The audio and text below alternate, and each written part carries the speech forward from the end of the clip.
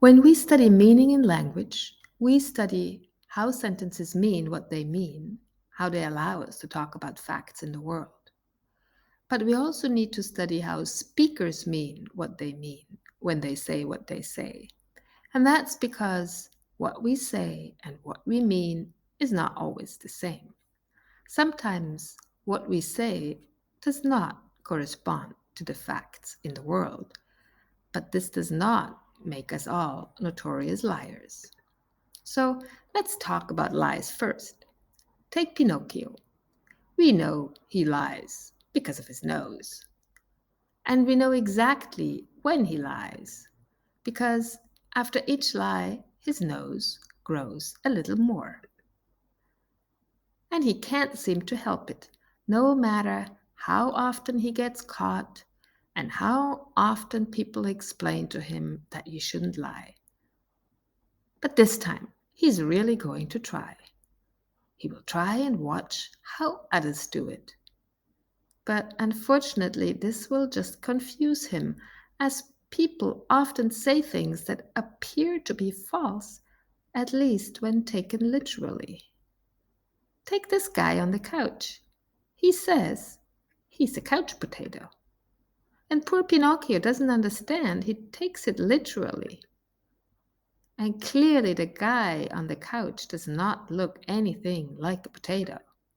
So, Pinocchio thinks the guy is a liar, when in fact, he's not. He just spoke figuratively. But take this guy. He's riding his bike in a horrible downpour and he says, "What a nice day for a bike ride." Clearly, Pinocchio has reasons to disagree. It is not a nice day for a bike ride. A nice day would look something like this: sunshine and maybe birds chirping. So again, Pinocchio thinks the guy is a liar, when in fact he's not. He just spoke with irony. So poor Pinocchio is a bit confused, and he goes back to his friend to defend himself. He now thinks he didn't lie. And he uses the same explanation as the guy he met on his journey. And he says, "Oh, it was just an expression." And so Pinocchio tells him all about his experience, how he observed people saying things that were obviously not true. But now, why is Pinocchio considered a liar, but these guys are not? Neither of them was talking about facts in the world. You have to admit that may be confusing. So let's see what's the difference. When people use figurative speech, it's obvious that the literal interpretation is not true. But you can't accuse them of lying because they rely on you recognizing that they are speaking figuratively. The same is true for irony. When you say the opposite of what you mean, but again, it's obvious for the listener, the context allows us to interpret the utterance. Even though literally the sentence is false, the message is still true, and you can't be accused of lying if you use irony. But Pinocchio did not use figurative speech nor irony. He just plain lied. There was no indication in the context that he might mean something else from what he said, except, of course, his nose.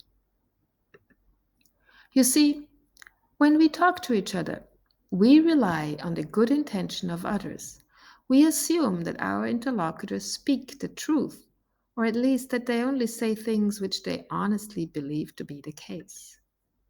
We rely on the principle of cooperation, a principle famously introduced by the philosopher Paul Grice in his paper on logic and conversation, where he showed that logic alone is not enough to understand the meaning of what people say. Now, you might wonder why it takes a philosopher to realize that cooperation is important in communities.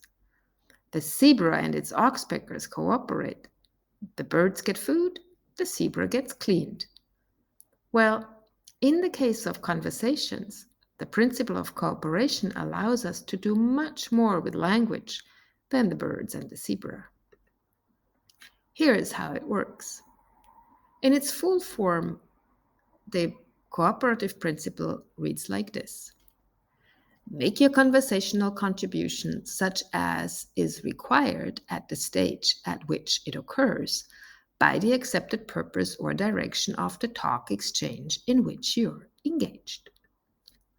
And Grice suggests that there are at least 4 maxims of conversations that speakers obey with this principle. You have to speak the truth, you have to give as much information as needed, you have to say relevant things, and you should not go on and on and on and on. Now, unlike Pinocchio, people know these maxims quite naturally without having to learn them. It's part of what they know when they know how to use a language. What is perhaps most important in the cooperative principle is the reference to accepted purpose. It means that the people engaged in the conversation share some kind of understanding of what the purpose is, and they rely on this mutual acceptance. So, in the example of the irony, it seems obvious from the context that it's not a nice day for a bike ride, but the speaker has to be certain that it's also obvious to their addressee. And it has to be obvious to the speaker that it's obvious to the addressee, that it's obvious to the speaker, and so forth and so forth. Once this understanding is in place, then we can say one thing but mean another. We can only achieve this because of the principle of cooperation and the fact that there is mutual awareness of it. What the guy literally says is that it's a nice day. So in the absence of any contextual clues, that would suggest otherwise, the listener will assume that in fact it is a nice day for a bike ride. So he might picture something like this. But when he realizes that the weather is in fact awful, he might start to wonder if the guy on the bike means what he says. But he will also assume that the guy on the bike is cooperative and that he wants to communicate something. So he will also be cooperative and will try and interpret the hidden meaning. That's how he can detect the irony and realize that in fact the guy on the bike might as well swear at the pouring rain, but he doesn't. So they understand each other, and there's no reason to accuse the guy on the bike of lying.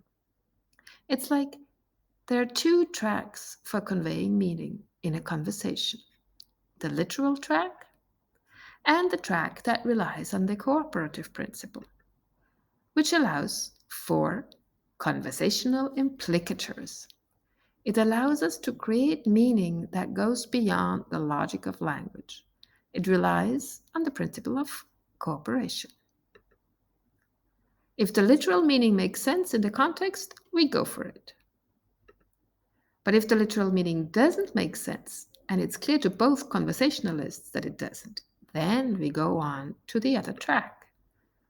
We cooperate and infer what the speaker must have obviously meant. It is the fact that the conversationalists are both aware that they're both aware of the cooperative principle that makes this work. Suppose there was simply a rule like don't say what does not correspond to a fact. Then irony would not be possible. It would be a form of lying. But if it's obvious that a maxim is violated, like the one about making your contribution true, then the fact that the conversationalists both know that it's obvious makes the violation meaningful. And then it's not a violation. It's openly disregarding that rule. We are flouting the maxim. But if it's not obvious that the maxim is violated, then it's a true violation. It will be sanctioned. And of course, Pinocchio's nose will grow.